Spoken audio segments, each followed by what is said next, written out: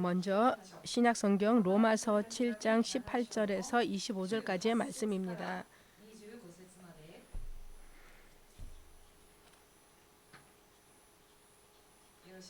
다 찾으셨습니까? 오늘 함께 말씀을 공부하기 전에 오늘 이 시간 여러분과 함께 나누고자 하는 것은 구원의 감격, 구원의 기쁨, 구원에 대한 확신, 이것을 죄의 회개와 함께 너무나도 밀접한 관계가 있음을 먼저 알아야 될 것입니다. 여러분, 죄의 심각함에 대해서 모르고 죄가 얼마나 심각한지 우리들의 영혼육을 함께 영원히 벌레 먹는 것 같은 무서운 것이라는 것을 자각하지 않으면 안 됩니다. 당연하게 구원에 대한 은혜에 대해서도 잘 모릅니다. 예를 들어 여러분, 성경을 읽기 전에 들어주시기 바랍니다. 어떤 사람이 몸의 상태가 좋지 않습니다. 몸의 상태가 좋지 않아서 병원에 가보았습니다. 병원에 가보았더니 이것은 무언가가 비춰지는데 이것이 95% 이상 암입니다 라는 말을 들었다고 합시다. 그러면 여러분 어떠한 기분이 들까요? 만약에 그것이 여러분 자신이라면 어떨까요? 95% 이상 암일 확률이 높습니다. 이것은 빨리 검사해 보아야 된다는 말을 들었을 때 검사하는데도 꽤 시간이 걸리고 검사했다라고 해서 금세 결과를 아는 것은 아닙니다. 며칠 뒤에 많게는 몇 주간 뒤에 결과를 들으러 와 주십시오라는 것이 있습니다. 그러면 어떨까요?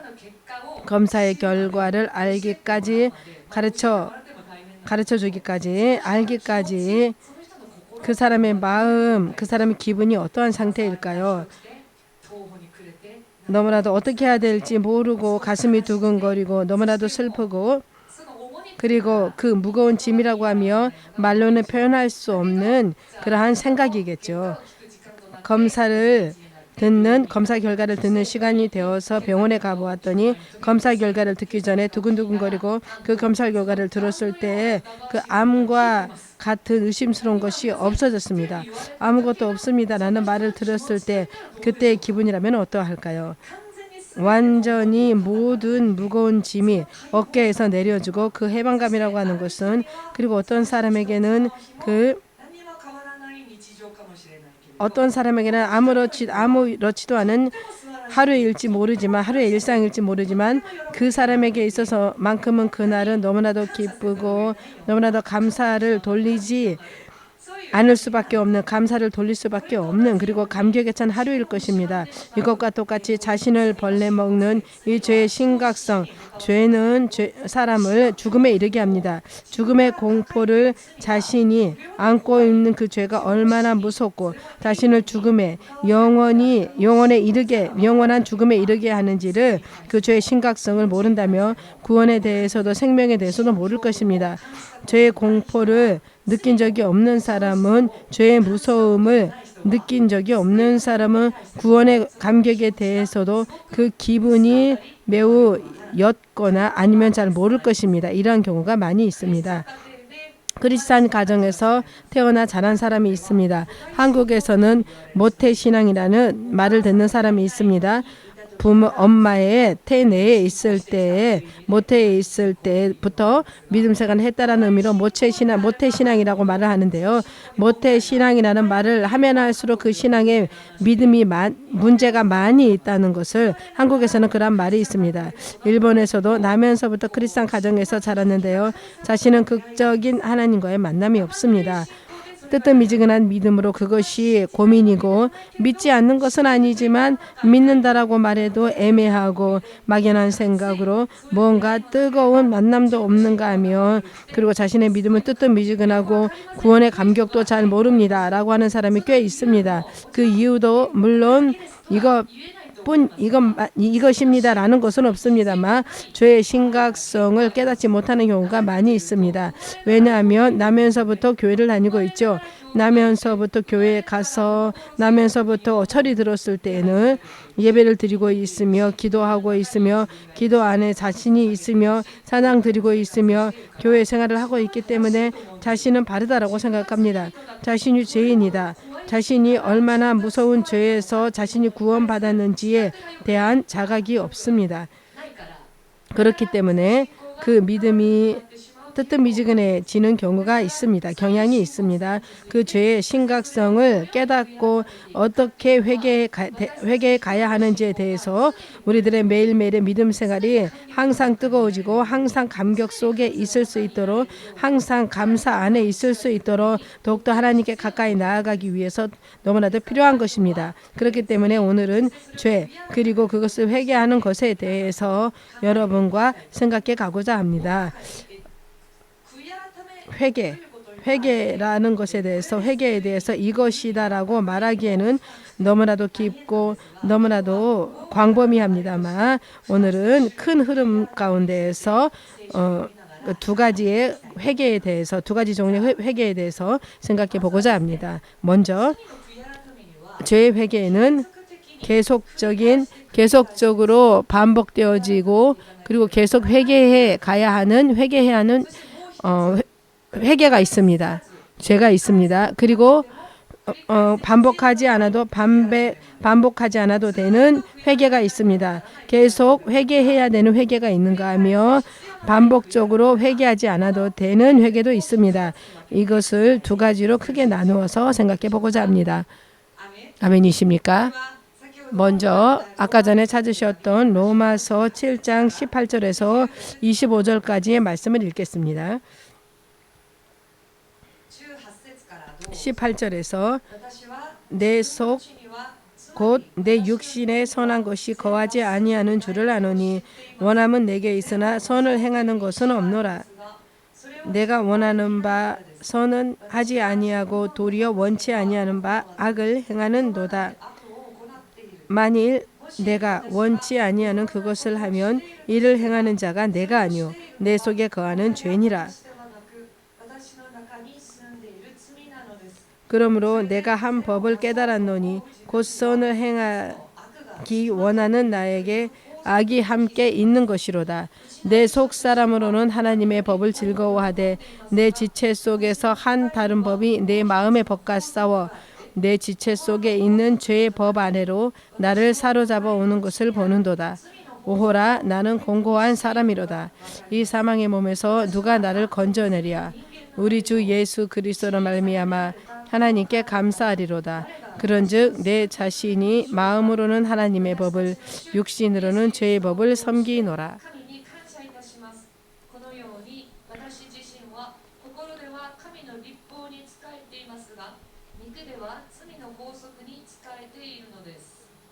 아멘. 자, 계속적으로 회개해야 되는 죄라는 것은 어떠한 것일까요? 그것은 우리들이 나면서부터 가지고 있는 육체 안에 숨어져 있는 죄의 속성인 것입니다. 이 죄의 속성 지금 로마서 7장 18절에서 25절까지 읽으셨는데요. 이것은 너무나도 유명한 사도 바울의 고백입니다. 자신의 안에는 하나님의 선한 자로서 선을 행하고자 하는 마음이 있는데 하지만 이 육체에는 또 하나의 악의 법칙이 움직이고 있어서 매일 이것이 충돌하여서 나는 얼마나 비천한 자인가. 이 엄청난 상황 가운데서 누가 나를 구해주랴. 라는 이러한 고백을 하고 있습니다. 이것은 어떠한 것이냐 하면 사람은 나면서부터 죄를 가지고 있고 우리들이 한번 예수 그리스도를 영접할 때 자신이 믿지 않았던 죄, 이때까지 하나님을 따르지 않았던 죄, 하나님을 하나님으로서 인정하지 않았던 죄, 이 모든 불신의 죄를 먼저 회개하고 예수 그리스도를 영접합니다.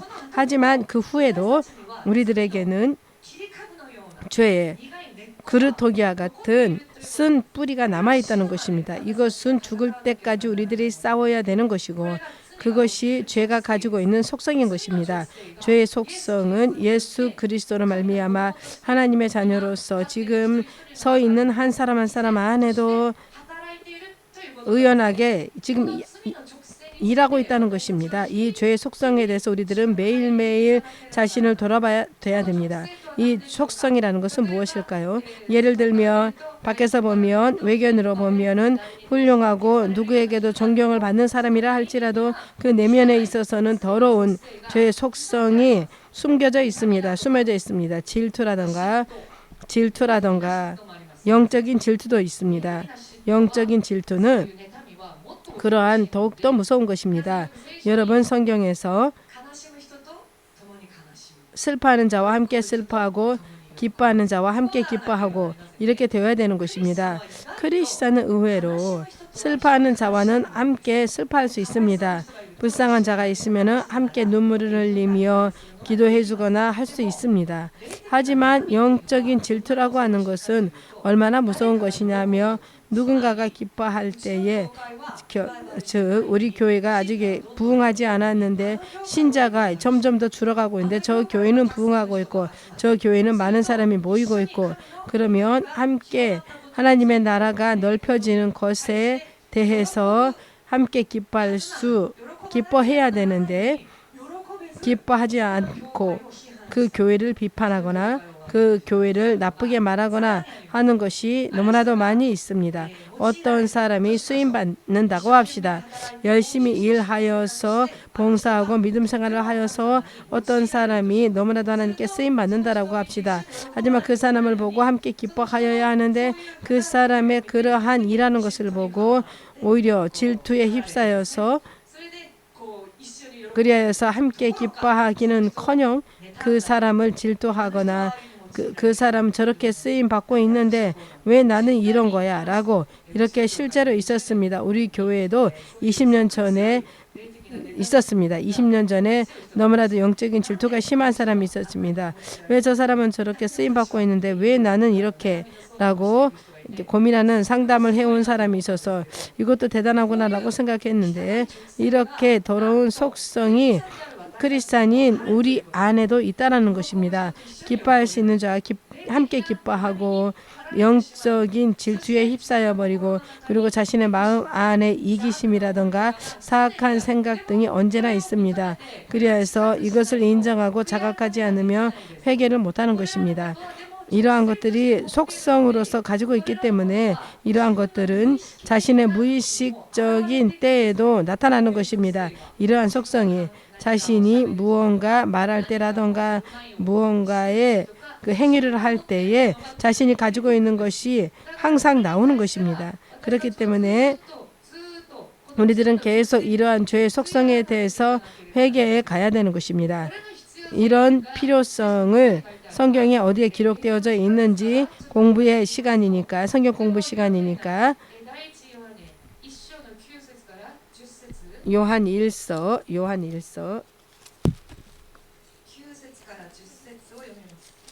요한일서 1장 9절에서 10절까지 읽겠습니다.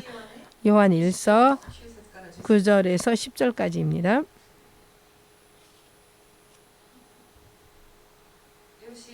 다 찾으셨습니까? 만일 우리가 우리 죄를 자백하면 저는 미쁘시고 의로우사 우리 죄를 사하시며 모든 불의에서 우리를 깨끗게 할 것이요 만일 우리가 범죄하지 아니하였다며 하나님을 거짓말하는 자로 만드는 것이니 또한 그의 말씀이 우리 속에 있지 아니하니라. 이것이 매일 자신 안에서의 그 죄의 속성에 대해서 자신을 돌아보고 하나님 앞에 겸손하여지고 하나님으로 말미암아 정결함을 입을 수 있도록 자신의 죄된 속성을 고백하며 인정하면서 하나님께 기도해야 하는 필요성을 말하고 있는 것입니다. 구체적으로 어떠한 것일까요? 이번에는 골로새서 3장 2절. 골로새서 3장 2절입니다. 골로새서 3장 2절을 읽으시고 그리고 건너뛰어서 9절에서 10절까지를 읽겠습니다. 골로새서 3장 2절 말씀.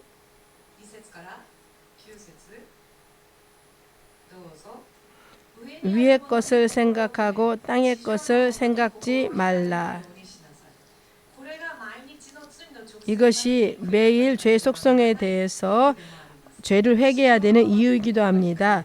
위의 것에 마음에 땅의 것을 생각하지 말도록 자신의 생각이 언제나 땅의 것에 있어서 언제나 내 마음이 빼앗기기 때문에 원하기 때문에 그렇기 때문에 언제나 하나님 앞에서 그 죄를 인정하고 언제나 그 죄의 속성을 정결함을 받을 수 있도록 그리고 이 속성에서 언제나 거듭날 수 있도록 언제나 위의 것에 마음을 두고 회개의 기도를 해야 된다는 것입니다. 이것은 뛰어넘어서 또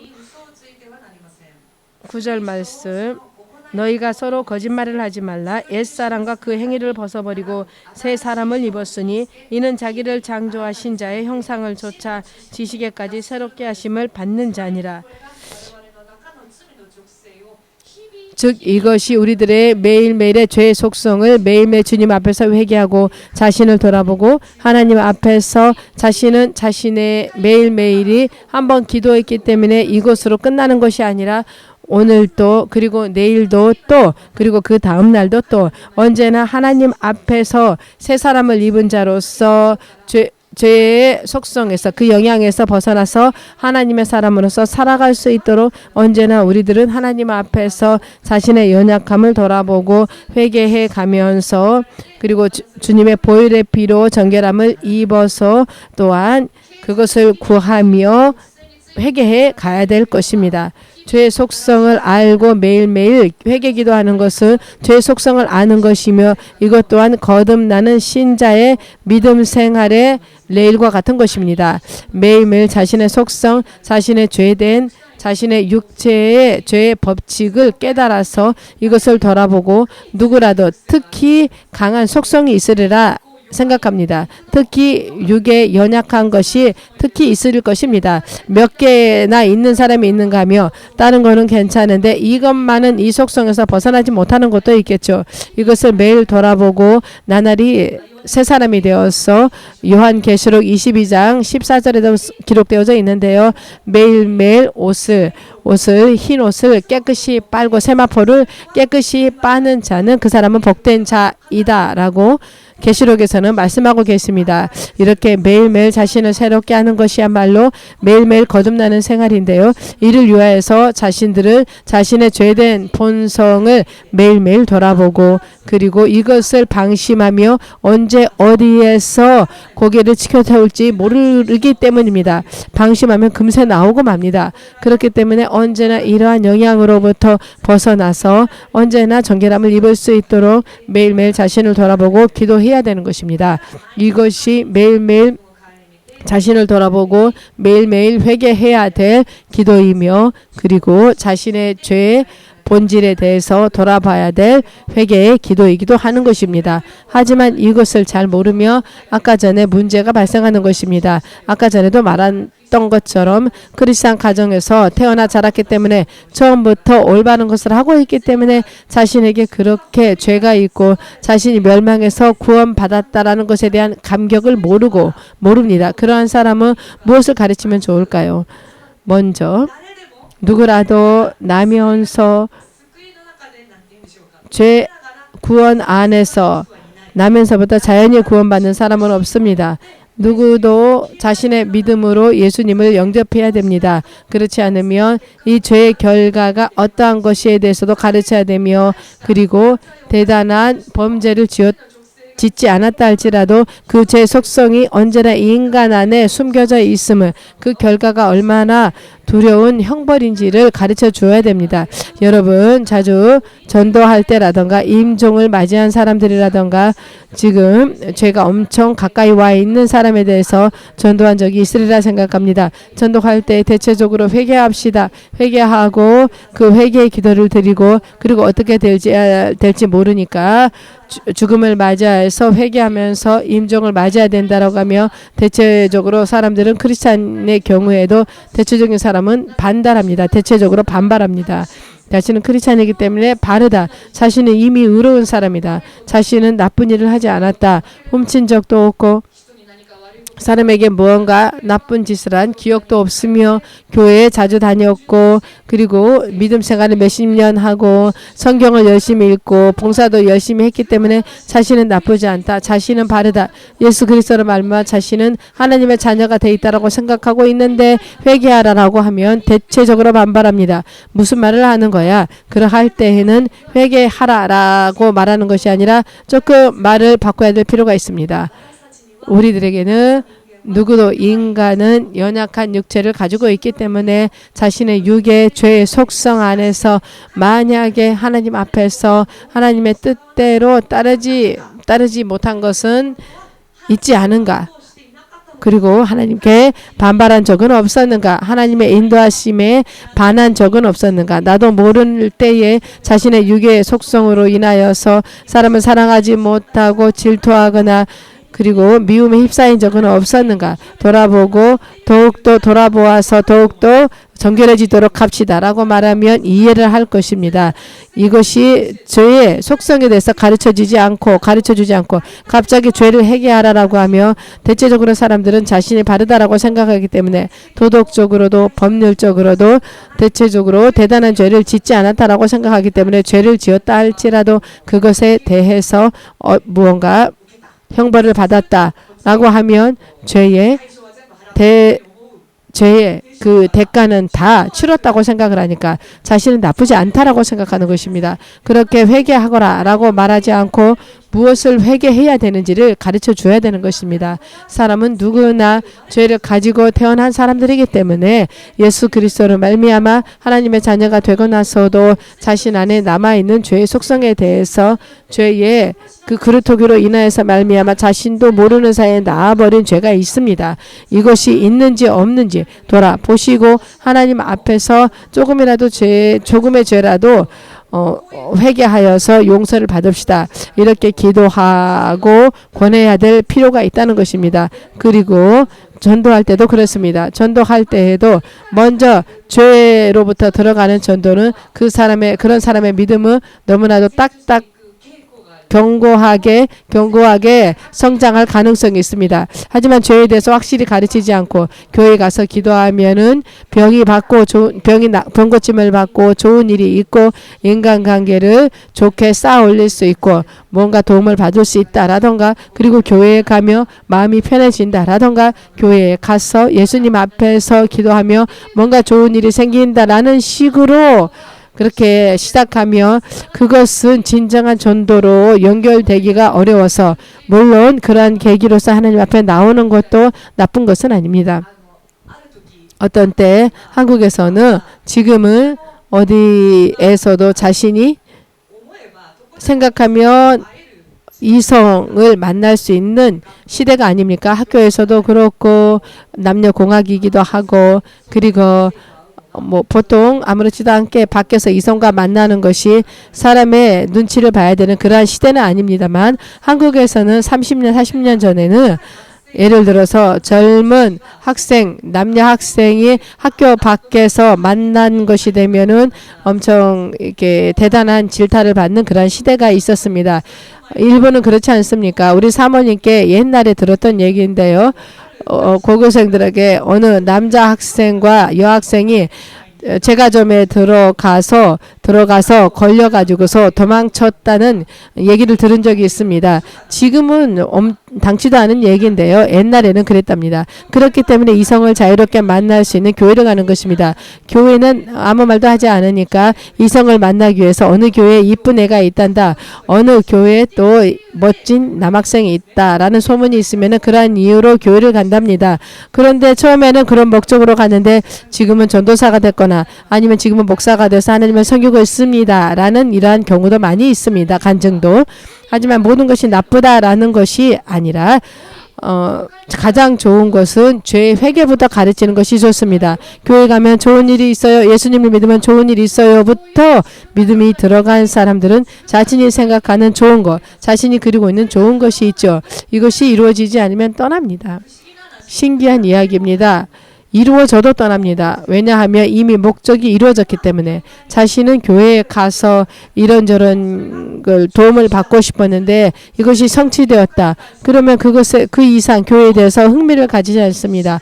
더욱더 근본적으로 죽음에서 생명으로 옮겨져야 됩니다. 하나님의 뜻대로 따르지 않으면 멸망한다는 것에 대해서 다뤄지지 않으니까 죄에 대해서 너무나도 모르기 때문에 막연한 생각으로 죄에 대해서 생각하는 것입니다. 그리고 죄의 속성에 대해서도 생각하지 않는 것입니다. 대체적으로 사람들은 교회 다니기 시작해서 믿음 생활을 열심히 하며 자신의 죄의 속성을 잊어버립니다. 이것으로 괜찮다. 나는 구원받았다라고 그렇게 문제가 없다라고 생각을 합니다. 그렇기 때문에 하나님께서는 크리스찬에게 시련을 주십니다. 이것은 너무나도 유익한 것으로서 시련을 만나서 자신의 밑바닥을 보았을 때 자신의 최저, 내가 이렇게 최저였구나. 내가 이렇게 믿음이 없었구나. 내가 이렇게도 비참하구나, 미천하구나라는 것을 깨달으면 너무나도 유익한 것입니다. 그때 비로소 하나님 앞에서 진지하게 낮아져서 하나님의 도움을 구하게 되기 때문인 것입니다. 그렇기 때문에 로마서 5장 7절 9절을 보면은 이런 말씀이 있습니다. 죄가 더한 곳에 은혜가 더한다. 이것은 어떠한 것일까요? 많이 넘치는 은혜를 체험하고 싶기 때문에 다음으로 죄를 지으면 좋은 것일까요? 아니죠. 어떠한 의미일까요? 죄가 더한 곳에, 죄가 있는 곳에 많이 죄를 깨달은 사람, 나는 이거밖에 죄를 짓지 않았다라고 생각하며 용서받는 것도 짰죠. 하지만 이것도 죄였구나. 이렇게도 내가 최저였구나. 이렇게도 내가 하나님 앞에서 최저의 인간으로서, 최악의 인간으로서 너무나도 불신앙으로 이게 휘둘리고 있었구나. 불신앙을 휘두르고 있었구나. 라고 했을 때 죄를 회개하면 회개할수록 영적으로 너무 민감해집니다. 하지만 영이 민감하지 못하면 죄에 대해서도 무감각해집니다. 하지만 영이 깨어있으면 깨어있을수록 작은 것에 대해서 금세 깨닫게 됩니다. 그래서 작은 죄라도 자신의 죄를 고백하고 하나님 앞에 회개를 하며 그 회개한 자에게 부어지는 하나님의 은혜가 너무나도 많이 있습니다. 그렇기 때문에 한층 더 은혜가 더 넘치는 것입니다. 이러한 죄인인데 회개하였더니 하나님께서 용서해 주셨다. 이러한 자신을 하나님께서 받아주셨다. 이렇게 최저인 자신에게 하나님께서 생명을 주셨다. 이러한 자신의 이름을 하나님께서 기억해 주셨다. 이렇게 많은 죄를 발견하고 많은 죄를 깨달으면 깨달을수록 발견할수록 하나님의 은혜를 더욱더 느끼게 되는 것입니다. 이거에 대해서 죄에 대해서 가르치지 않으며 이 죄의 문제를 해결하지 않으며 지금은 육체적으로 괜찮다 할지라도 지금은 그다지 결함이 없다 할지라도 영원히 죄악 심판에서 천국과 지옥이 있다라는 것을 가르쳐야 되는 것입니다. 그리고 죄의 결과에 대해서도 가르쳐야 됩니다. 하나님께서는 사랑이 많으신 하나님이시기도 합니다. 하지만 심판주이시기도 합니다. 공평하게 공정하게 심판하시는 주님이시라는 것도 가르쳐줘야 됩니다. 그 죄는 그 그루터기도 남겨서는 안 됩니다. 매일매일 싸워서 거듭나는 믿음 생활을 구해가지 않으면 영원히 망한다는 것에 대해서 가르쳐야 될 필요가 있습니다. 물론 이러한 모든 것을 처음 만난 사람한테 이렇게 다 말해버리는 것도 힘들지 모르지만 그때는 하나님의 지혜를 받아서 많이 기도하여서 지혜를 받아서 그냥 왠지 교회 오면 좋은 일이 있어요. 예수님을 믿으면 좋은 일이 있어요. 이성도 만나고 이런 사람이 있었습니다. 전에 결혼 상대를 찾기 위해서 교회에 왔다라는 사람이 있었습니다. 그래서 여기가 통일교입니까? 라고 우리는 통일교도 아니고 그리고 여기 왔다라고 해서 반드시 결혼할 수 있다는 것도 없습니다. 그러한 사람은 이것이 이루어지지 않으면은 떠납니다. 그리고 이루어졌다 할지라도 자신의 목적이 이루어졌으니까 교회를 떠납니다. 전도 때에도 우리들은 어떻게 접근해 가야 되는지 먼저는 죄에 대해서 그리고 이것을 회개할 때에 하나님께서 어떠한 은혜를 부어주시는지에 대해서도 가르쳐줘야 될 필요가 있습니다. 이해되셨습니까? 이렇게 매일매일 자신의 세마포를 하얗게 하는 자신의 더러움을 회개함으로써 예수님의 보혈로서 정결함을 입는다는 것입니다. 매일매일 자신을 돌아보고 자신의 죄된 속성을 하나님 앞에서 인정하고 언제나 정결함을 입을 수 있도록, 그리고 그 죄의 속성이 점점 더 부풀어서 구체적인 엄청난 죄로 이어지지 않도록 처음에 이것이 싹튼 상태에서 깨닫고 이것을 잘라내 버릴 수 있도록 매일매일 회개해야 될 필요가 있습니다.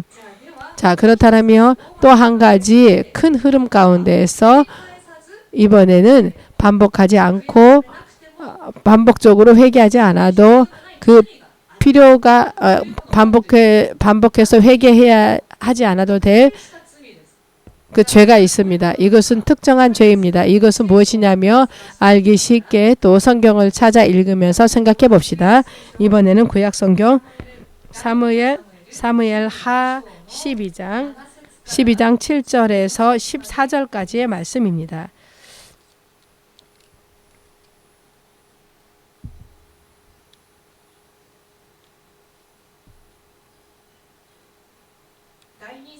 사무엘 하 12장 7절에서 14절까지입니다.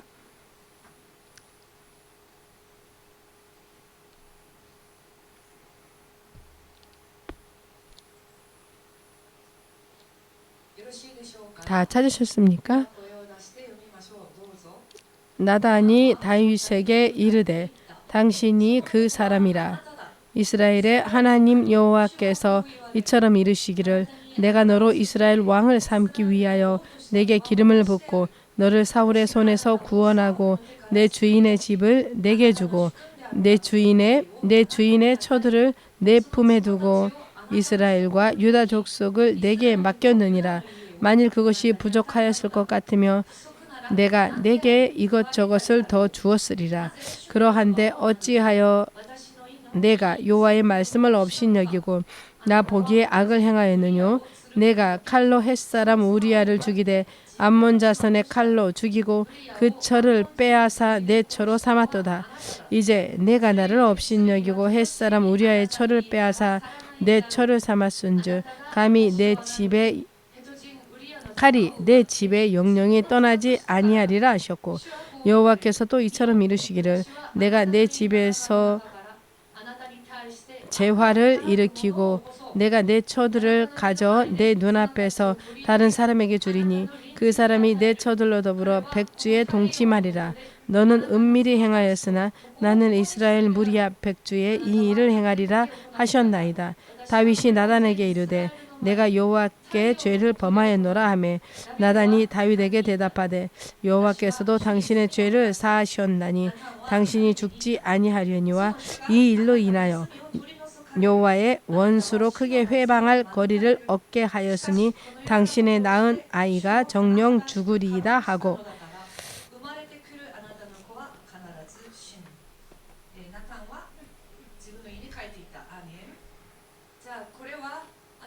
이것은 유명한 다윗이 밧세바를 범한 그 죄에 대한 기록입니다. 그가 그 죄의 속성 가운데에서는 그 사람을 원하거나 아니면 성적으로 방탕하거나 한 것도 있습니다. 이것을 억누르지 못했습니다. 이것을 매일매일 정결케 하지 못하고 영적으로 무감각해졌더니 어떻게 되어졌습니까? 이것이 특정한 죄로 연결이 되었습니다. 이것은 살인도 되고 그리고 간음의 죄가 된 것입니다. 구약 성경의 율법에 의하며 간임하고 사람을 죽인 자는 그 사람을 위하여서 드리는 헌물이 받아들여지지 않았습니다. 즉 용서받지 못한 죄였습니다. 용서받지 못한 죄를 두 개나 지은 것이 이 다윗입니다. 이 다윗이 하나님 앞에서 어떻게 하였습니까? 그는 하나님 앞에서 이렇게 말했습니다. 나는 당신께 죄를 범하였습니다.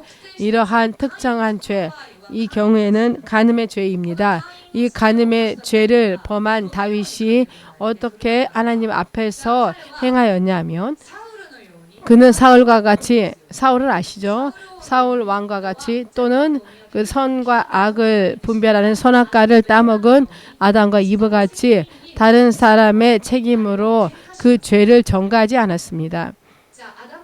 아담의 경우에는 저 이브의 경우에는 저 뱀이 이렇게 책임을 전가했습니다. 그리고 하나님께서 가까이 다가오시는 그 소리를 듣고 그들은 도망갔습니다.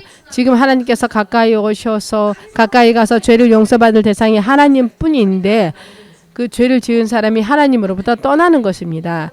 점점 더 악으로 떠나는 것입니다. 예를 들어서 그 작은 아이에게 너무나도 그 예방 접종을 해야 되는데 싫다고 도망갑니다. 하지만 이것은 그 아이를 위한 것입니다. 그렇지만 그 아이는 모릅니다. 점점 도망가서 절대로 받지 않고자 합니다. 라고 해서 어쩔 수 없이 집으로 돌아왔다고 오늘 또 못 맞췄다라고 실패했다라고 말하는 사람을 봤습니다. 아무것도 분별하지도 못하고 죄를 지었더니 하나님 앞에서 그대로 자신의 죄를 고백하고 하나님의 도움을 구해야 되는데 아담과 이브는 다른 사람의 탓을 하고 하나님 앞에서 도망갔습니다. 자신들을 숨겼습니다. 사울도 그리하였습니다. 백성의 소리를 들었기 때문에 그리고 내 체면을 세워주십시오라는 말도 합니다. 자신이 하나님 앞에서 죄를 지었음에도 불구하고 하지만 이 다윗은 왜 하나님께 사랑을 받았냐면 잘 알 수 있는 것이 이 부분입니다. 그대로 죄에 대해서 지적받았을 때에 그대로 그는 죄를 고백하였습니다. 누구의 탓도 하지 않았습니다. 그 때에 따라서 자신이 지붕 위에서 산책할 때 왜 그 지붕 위에서 목욕을 하는지 계획적으로 나를 유혹하려고 했어요 라고 말할 수도 있었습니다. 그렇게 생각되지 않습니까? 왜 전쟁 중인데 지붕 위에서 다 벌거벗고 그것도 왕궁에서 보일 것인데 뭔가 의도적으로 이러한 짓을 하지 않았을까요? 라고 생각되어지지 않을 것도 없습니다. 하지만 그는 하나님 앞에서 나는 주님께 죄를 지었습니다. 라고 자신의 죄를 철저하게 인정하였습니다. 도망가지 않았습니다. 회개하였습니다. 그리하여서 시편 51편을 읽어보며 그는 신기한 고백을 합니다. 밧세바와의 그 죄를 간음하고 나서 그가 쓴 것이 시편 51편입니다. 시편 51편을 보면 다윗이 이렇게 말합니다. 주님, 나는 주님께만 죄를 지었습니다. 이 부분을 읽은 적이 있습니까? 당신께 주께만 죄를 지었습니다라는 똑같은 고백을 말하는 것입니다. 왜 그는 주님께만 죄를 지었다라고 말하는 것일까요? 밧세바에게도 우리아에게도 죄를 짓지 않았습니까? 하지만 그는 주님께만 죄를 지었다라고 말합니다. 이것은 어떠한 의미이냐며 나는 사람에게 나쁜 짓을 하지 않았습니다라고 말하는 것이 아니라 모든 것이 주님 앞에 지은 죄라고 고백하는 것입니다. 이것도 당신의 죄한 죄입니다. 하나님의 뜻을 따르지 않은 모든 죄는 당신에 대한 죄입니다. 철저하게 자신의 죄를 변명하지 않고 이것은 매우 중요합니다. 우리들도 죄를 지으면 금세 아담과 이브와 같이 사울과 같이 변명을 합니다. 이러한 이유로 이러한 일이 있었기 때문에 그렇기 때문에 이렇게 할 수밖에 없었습니다. 그렇게 했기 때문에 이렇게 되었다라고 그것은 하나님 앞에서 통하지 않습니다. 변명을 말하는 것이 아닙니다. 설령 자신이 함정에 빠져서 죄를 지었다 할지라도 그것에 대해서 모두 하나님 앞에서 나는 죄를 지었습니다. 라고 하나님 앞에서 낮아져서 죄를 고백하는 것이 훨씬 더 낫습니다. 그리고 죄에 대한 그것이 훨씬 더 좋은 죄에 대한 자세입니다. 이러하였기 때문에 저러하였기 때문에 이러한 상황이었기 때문에 사람들이 이렇게 말했기 때문에 이렇게 말하는 것이 아니라 제가 하나님 앞에 죄를 지었습니다. 내가 지은 죄는 하나님께 대한 지은 죄입니다. 내가 무엇을 훔쳤다 할지라도 하나님께서 훔치지 말라 하신 그것에 반한 죄입니다. 그리고 사람의 나쁜 말을 한 것도 하나님께서 사람의 악담을 하지 말란 것에 대한 말씀을 반한 죄를 지은 것입니다. 이 다윗의 경우에는 자신이 지은 모든 죄는 당신 앞에 지은 죄입니다. 당신에 대한 죄입니다라고 사람에게만 죄를 지은 것이 아니라 설령 사람에게 지은 죄라 할지라도 실은 이것은 너무나도 깊고 하나님 앞에서 결국 죄가 지은 것이 된다. 더욱더 심각하게 들어가고 더 깊게 들어가는 죄의 고백입니다. 이것을 다윗은 행한 것입니다. 그리하였더니 이 기록을 읽을 때 저는 언제나 생각하는 것이 하나님의 용서하심의 스피드, 그 하나님의 용서의 속도, 광선과 같이 빛의 속도와 같이 너의 죄를 용서한다. 나단을 통하여서 주님께서는 그 자리에서 말하는 것입니다. 이렇게 어떤 특정한 죄를 지었을 때 금세 하나님 앞에 낮아져서 변명하지 않고 죄를 인정하고 회개하고 진정으로 회개한다. 그리고 나서 이 회개에 합당한 열매를 맺었다라며 그 회개는 반복하여서 죄를 회개해야 될 필요가 없다는 것입니다. 아멘이십니까? 여러분, 다윗은 이 기록을 마지막까지 23절까지 읽어보면 지금은 시간 때문에 마지막까지 읽지 못하지만 하나님께서는 금세 저는 죄를 지었습니다라고 고백하자마자 너의 죄를 용서한다라고 저는 언제나 생각하는 것이 하나님께서 우리 뭔가 죄를 지적할 때에 용서하실 준비를 하시고 나서 너 이것이 잘못됐다라고 말하는 것처럼 이러한 생각이 듭니다. 이 용서할 전제로 사람은 너 이렇게 했지, 너 이런 일을 했지라고 말을 하면 용서할 전제로 말합니까? 그렇지 않습니다. 그렇기 때문에 너가 나쁘다. 그렇기 때문에 너와 나는 사귀지 않는다. 너와는 교제를 나누지 않는다. 그렇기 때문에 너는 좋지 않다라는 비판이 있고 그리고 그거에 대한 핑계가 있어서 이것을 용서할 작정으로 그 죄를 지적하는 그 아량이 사람에게는 없습니다. 하지만 하나님께서는 너가 이렇게 회개하며 빨리 회개해줘라. 내가 금세 용서하겠다라는 하나님의 용서의 속도, 이 하나님의 엄청나신 그 선하심, 하나님의 그 선하심, 좋으심이 이 말씀을 읽을 때마다 저는 생각하고 감탄을 합니다. 그리고 예수님과 함께 그 옆에 십자가에서 함께 못 박힌 일본어로 바나바이죠. 그는 어땠습니까? 그는 예수님께 말했습니다. 나는 죄인입니다. 당신이 당신의 낙원에 갈 때에 나를 기억해 주십시오. 이렇게 그는 자기의 죄의 고백이기도 하여서 예수님께서 구세주라는 것을 인정하는 고백이기도 하였습니다. 죄의 고백이기도 하였습니다. 이 십자가 위에서 못 박혀서 엄청 힘들 때 무슨 말 하는 거야? 나 지금 힘든데 나중에 생각해보자라고 말한 것이 아니라 예수님께서는 오늘 너가 나와 함께 낙원에 있으리라 하셨습니다.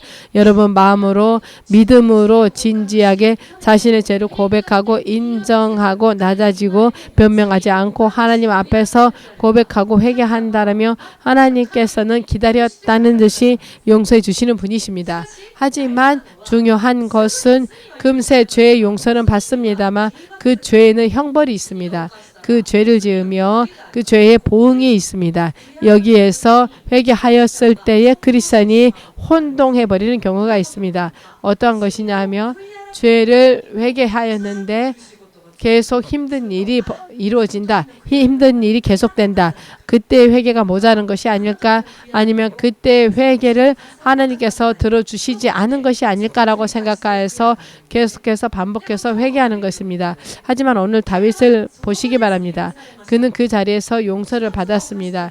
두 가지나 죄를 지었습니다. 이러한 죄의 경우에는 그 사람을 속하기 위한 그 제사가 없다라고 신명기 그리고 레위기를 보면 그렇게 기록되어져 있습니다. 그런데 한 가지 죄를 지은 것도 무서운 이야기인데 두 가지나 동시에 겹쳐서 죄를 지은 다윗인데 그 자리에서 죄의 선을 해주시는 죄의 용서의 선을 해주시는 하나님. 하지만 그 죄에 대한 보응이 있습니다. 먼저 그의 태어나는 밧세바의 사이에서 태어난 아이는 죽는다. 그리고 너의 집에는 칼이 없어지지 않는다. 그리고 너는 누구도 모르게 자신의 이웃의 아내를 훔쳤는데 너의 집에서 악을 행하는 자를 세워서 백주에 너의 처들과 동침하는 일이 사람들이 보는 앞에서 동침하는 일이 일어날 것이다. 이것은 압살롬에 대한 이야기죠. 그랬더니 다윗은 이 아이만큼은 내 죄 때문에 죽을 일이 없도록 하나님 앞에 기도합니다. 하지만 하나님께서는 죄는 용서하셨지만 공평하신 하나님께서는 죄의 보응은 있었습니다. 그리하여서 그 아이를 그 말씀하신 대로 데리고 갔습니다. 그때 다윗은 왜 하나님 이렇게 회개하였는데 라고 말하는 것이 아니라 금세 일어나서 머리에 기름을 바르고 식사를 준비하도록 말을 합니다. 즉 죄의 보응은 있습니다. 즉 죄의 보응은 있지만 어떻게 하면 좋을까? 그 죄의 보응이 있을 때에 그 죄가 우리들의 회개가 아직도 부족한 게 아닐까라고 해서 반복해서 기도하는 것이 아니라 죄의 보응은 그대로 받아야 되는 것입니다. 하지만 그 죄는 용서받았다는 것에 대해서 의심해서는 안 됩니다. 죄의 보응이 점점점 나왔습니다. 다윗에게 아이가 죽고 그리고 그 다음에 압살롬이 나와서 자신의 그 아들에게 생명의 위협을 받습니다. 그리고 그가 살아있는 동안에 그 집에서 칼이 다윗을 떠나지 않았습니다. 그 후에도 그랬습니다. 그때마다 다윗은 하나님 그 다윗이 어떻게 밧세바의 일을 용서해 주십시오라고 기도했습니까? 그러지 않았습니다. 그는 자신의 죄의 보응으로서 그 보응을 그대로 받았습니다. 이것이 중요합니다. 죄를 지었다. 진정으로 진심으로 마음으로 회개를 하였습니다. 라면 죄는 용서받습니다. 하지만 죄의 보응은 있습니다. 그 죄의 보응이 올 때에 그 죄의 용서를 받지 못한 거 아니냐라고 생각하는 것이 아니라 하나님께서 죄를 용서해 주신 것에 대한 하나님의 용서의 약속을 신뢰하고 그리고 그 특정된 죄, 즉 밧세바 다윗의 경우에는 아이가 죽고 그 후에 압살롬이 나와서 악한 일을 하고 그리고 그 후에 칼이 계속 끊이지 않고 하나님 그때 밧세바의 죄를 용서해 주십시오라고 말하지 않고 한 번 회개한 것에 대해서 반복해서 회개하지 않고 그 용서받음을 신뢰하고 그리고 두 번 다시 그 똑같은 죄를 짓지 않았습니다. 그는 한 번 밧세바의 죄를 회개하고 그리고 그 보응이 용서함을 받았습니다. 그리고 그 후에 보응이 왔을 때 그는 그 죄의 회개에 대해서 반복해서 회개하지 않았습니다. 보응이 왔을 때는 철저하게 낮아져서 자신이 얼마나 자신의 악한 일을 지었는지에 대해서 그 보응을 받아들여야 됩니다. 그래야지만이 그 보응이 빨리 지나갑니다. 이 보응이 왔을 때 나는 싫다. 이 죄의 회개가 아직 끝나지 않았을까? 하나님 나는 왜 이렇게? 라고 하는 것이 아니라 이때는 내가 낮아지고 그 보응을 받아야 됩니다. 그렇게 되면 그 날이 빨리 지나가는 것입니다. 하지만 죄의 보응과 용서가 다르다는 것을 알겠습니까? 진정으로 회개하고 두 번 다시 똑같은 일을 범하지 않으면 그 죄는 한 번 마음을 다해서 기도한 것으로서 회개한 것으로서 용서를 받는 것입니다. 단지 이러한 경우는 있습니다. 역시 자신은 성적으로 약하다. 그 성적으로 연약한 죄의 속성을 가지고 있다. 이런 경우에는 하나님 밧세바와의 자기 사이에서의 죄를 용서해 주십시오라고 회개를 하는 것이 아니라 자신의 육신 안에서의 성적인 연약함에 대한 그 죄의 속성에 대해서 계속해서 회개해야 될 필요는 있는 것입니다. 또 똑같은 일이 일어나지 않도록 또 두 번 다시 그러한 일을 하지 않도록 다윗은 두 번 다시 똑같은 죄를 짓지 않았습니다. 그것과 똑같이 자신도 회개에 합당한 열매를 맺을 수 있도록 제 속성에 대해서는 회개하고 해야 될 필요가 있습니다. 하지만 특정된 그 사건, 그 간음에 대해서는 용서받은 것을 믿고 자신이 진정으로 회개하였다면 그리고 두 번 다시 똑같은 죄를 짓지 않을 경우에는 그 죄에 대해서 용서를 받았다는 하나님의 약속을 신뢰해야 될 것입니다. 하지만 때때로 이러한 분이 있습니다. 죄를 정말로 진심으로 회개했는데 뭔가 상쾌하지 않다. 뭔가 마음의 기쁨이었다. 뭔가 마음의 해방감이 없다. 이것은 내 죄가 내 회개가 바르지 않기 때문이 아닙니까? 라고 말하는 사람이 있습니다. 이러한 경우에는 어떻게 하면 좋을까요?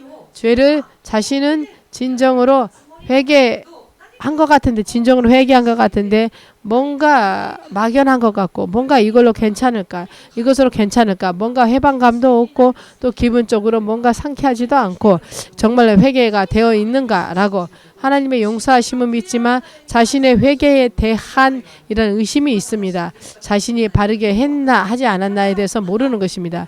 그렇기 때문에 어제의 죄를 또 회개하고 또 그 같은 죄를 또 회개하고 또 다음에도 또 같은 것을 특정된 다른 것에 대해서 죄의 본성을 말하는 것이나 특정한 어떤 죄에 대해서 상쾌함이 없기 때문에, 후련함이 없기 때문에 매일매일 기도하는 경우가 있는데, 이러한 경우에는 어떻게 판단해야 좋을까요? 여러분이 그 죄를 심각하게 하나님 앞에서 철저하게 인정하고 회개한 후에 그것과 싸워서 똑같은 죄를 짓지 않았다라면 결과적으로 그것은 회개에 합당한 열매를 맺은 것이 되는 것입니다. 그렇게 되면 당신의 회개는 바른 회개인 것입니다. 이해되셨습니까? 자신의 기분이 후련하지 않았다 할지라도 뭔가 하나님으로부터 엄청난 은혜가 나를 감싸서 지금 내가 죄를 회개 용서를 받았다라고 하는 경우도 있습니다. 하지만 금세 하나님께서 용서해 주셨다라는 사인을 주신 경우도 있습니다. 그렇기 때문에 엄청난 해방감을 얻고 매우 엄청난 눈물이 나와서 본인도 확신을 갖게 되는데, 그런데 기분적으로 아무런 변화가 없을 때도 있습니다. 그렇다라고 해서 그것이 바른 회개가 되었는지 되지 않았는지 어떻게 알 수 있습니까? 똑같은 죄를 짓지 않는 것, 그를 위해서 매일매일 싸우고 있고 그를 위해서 매일매일 죄의 속성에 대해서 매일매일 기도로 간구하는 것, 이것을 정결케 해주십시오. 이것을 억누릴 수 있도록 해주십시오. 아니요, 정결하여져서 나날이 새 사람이 될 수 있도록 해주십시오. 계속 싸워가는 중이라며 당신의 회개는 올바른 것입니다. 단지 회개하고 많이 울고 죄송합니다 라고 하는 것이 죄의 회개가 아닌 것입니다. 세례 요한을 통해서 하나님께서 확실하게 알려주셨습니다. 회개에 합당한 열매를 맺지 않았다며 그것은 진정한 회개가 아니라는 것입니다. 자신의 감정이나 기분적으로 아무런 후련함이 없고 아무 변화가 없었다 할지라도 여러분이 그 특정한 죄를 두 번 다시 반복하지 않고 그 죄된 속성과 싸워서 그 열매를 맺기 위하여서 열심히 했다라면 당신의 회개는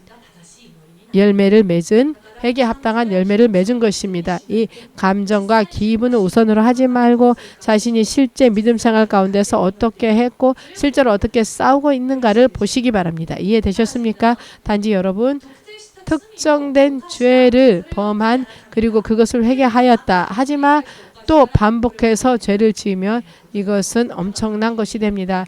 이것이 단순하게 죄송합니다라고 끝나는 것이 아니라 더 복잡해지는 것입니다.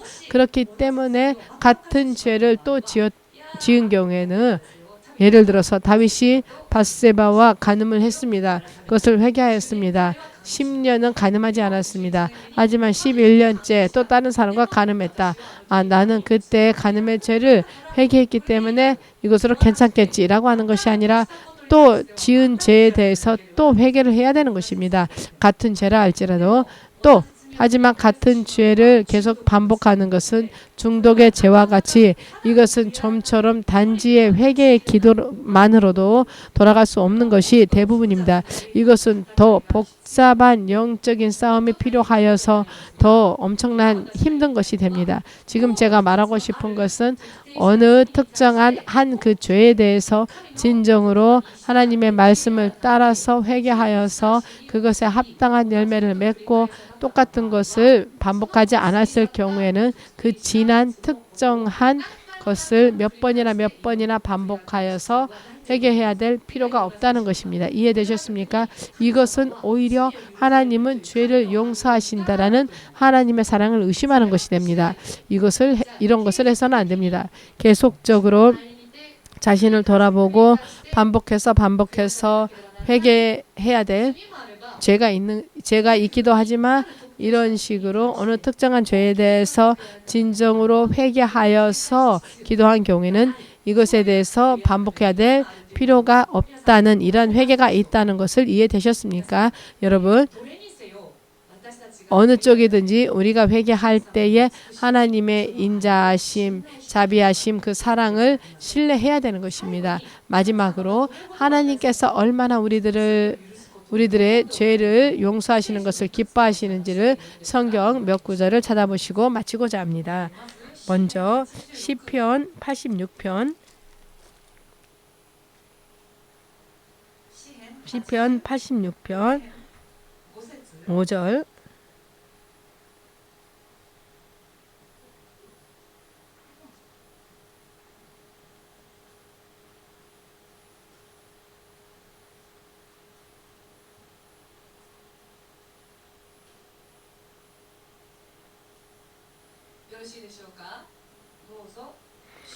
주는 선하사 사유하기를 즐기시며 주께 부르짖는 자에게 인자함이 후하심이니라. 이것을 믿어야 됩니다. 죄를 회개했을 때에 하나님은 이러한 분이시라는 것을 믿고 기도해야 됩니다. 이것이 약속으로서 주어졌기 때문에 이것은 한국어 번역이라면 어떻게 기록되어져 있냐 하면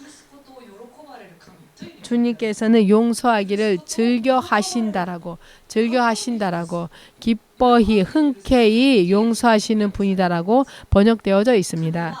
하나님께서는 우리들이 하나님의 자녀들이 마음을 찢고 마음을 낮아져서 하나님 앞에 진지하게 죄를 고백할 때 하나님께서 오히려 이것을 기뻐하시고 기뻐서 용서해 주시는 분이라는 것을 잊어서는 안 됩니다. 그리고 시편 103편 12, 13절 말씀입니다.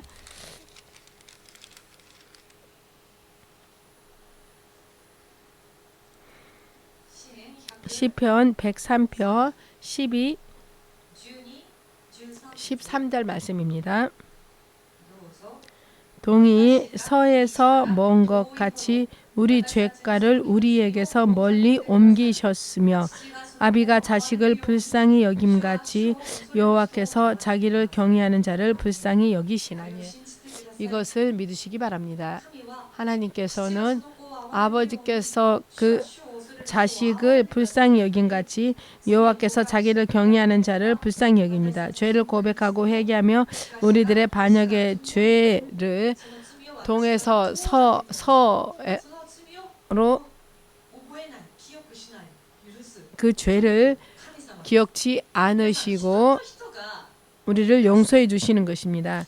사람과 사람이 서로 좋지 않은 일을 했을 때에 그 인간관계가 회복될 때까지는 꽤 시간이 걸립니다. 하지만 부모와 자식 관계는 다르다는 것을 아십니까?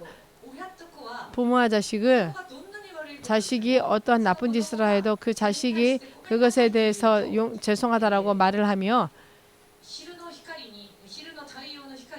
낮에 태양빛에 눈이 순간적으로 녹는 것처럼 부모의 기분은 아이가 울면서 제가 나빴습니다. 용서해 주십시오라고 하면 그 자식이 너무나도 불쌍하여서 오히려 그 자식을 금세 용서해 주는 것입니다. 하지만 오히려 자식이 부모를 용서하는 것도 있습니다. 어린아이는 부모를 용서합니다. 부모에게 부모가 아무리 자식에게 화를 내도 그 자식은 부모를 용서하는 것입니다. 이것이 부모와 자식의 관계인가라고 저는 생각했습니다. 부모도 사람이기 때문에 제가 내 아들에게 매우 화를 내고 감정적으로 화를 낸 적이 있었습니다. 그래서 이 아이가 엄청 냉정해졌을 때 이 아이가 상처받지 않았을까라고 상처받아서 나에게 가까이 안 오면 어떡하지라고 생각한 적이 있었는데요. 아무 일도 없었다는 듯이 아이가 나한테 안겨오는 것입니다. 내가 화냈을 때는 엄청 울었는데 두 번 다시 안 하지 알겠다라고 이렇게 했을 때 아이가 아무 일도 없었던 것처럼 나한테 오는 것입니다. 이것이 하나님과 우리의 관계, 아이와 같이 용서받으며 그 용서받은 것을 믿고 금세 하나님께 돌아오고 하나님과 자신의 거리를 이렇게 아이와 자식의 거리처럼 해야 되지 않을까라고 생각한 적이 있었습니다. 이것이 다윗이 하나님께 대한 이러한 자세였을 것입니다. 금세 다가가서 그 하나님과의 그 관계가 이전처럼 아무 일도 없었던 것처럼 서로 사랑하는 관계로 믿음 생활을 해가는, 이렇게 자식이 부모가 자식을 불쌍히 여기는 것처럼 타인이라면은 용서한다라고 하지만 이게 뿌리에 남습니다. 그리고 계속 기억에 남습니다. 그렇기 때문에 처음처럼은 그 관계가 돌아가기가 힘들기도 합니다. 하지만 부모와 자식은 다릅니다. 부모와 자식의 관계는 다릅니다. 자식이 정말로 울면서 죄송합니다라고 하면 부모는 금세 잊어버립니다. 그 아이가 너무나도 엄청난 나쁜 짓을 했다 할지라도 그 아이가 정말로 제가 잘못했다라고 우는 것을 보면 눈이 녹는 것처럼 금세 녹아내립니다. 그것이 하나님께서 우리들이 회개할 때 하나님께서 품으시는 기분이라는 것입니다. 이것을 잊어버리지 마시기 바랍니다. 이렇게 엄청난 죄를 지었는데 하나님께서 나를 용서해 주실까라고 의심하는 것도 불신앙입니다. 하나님께서는 부모가 자식을 불쌍히 여기는 것처럼 회개하는 자식을 이렇게 불쌍히 여기고 우리들의 죄를 통해서 서로 아무 흔적도 찾을 수 없도록 그 죄를 멀게 하시고 우리들을 용서해 주시는 하나님이시라는 것을 믿고 회개해 갑시다. 마지막으로 미가서를 보시고 끝내겠습니다. 미가서 7장 18, 19절 말씀.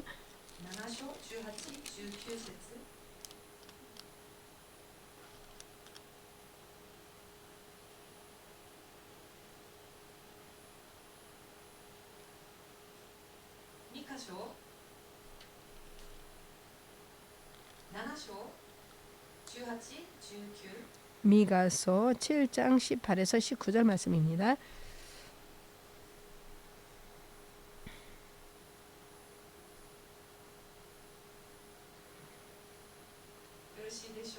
다 찾으셨습니까? 주와 같은 신이 어디 있으리까? 주께서는 죄악을 사유하시며 그 기업에 남은 자의 허물을 넘기시며 인애를 기뻐하심으로 노를 항상 품지 아니하시나이다. 다시 우리를 긍휼히 여기셔서 우리의 죄악을 발로 밟으시고 우리의 모든 죄를 깊은 바다에 던지시리라. 아멘. 하나님께서는 용서의 하나님이시며 엄청난 사랑의 자비하심의 하나님이십니다. 앞으로의 믿음 생활을 바르게 죄를 회개하고 바르게 하나님께 가까이 나아가고 언제나 회개의 감격과 죄의 용서를 받는 은혜 가운데 기쁨 가운데 믿음 생활을 해갈 수 있도록 예수 그리스도의 이름으로 축복합니다.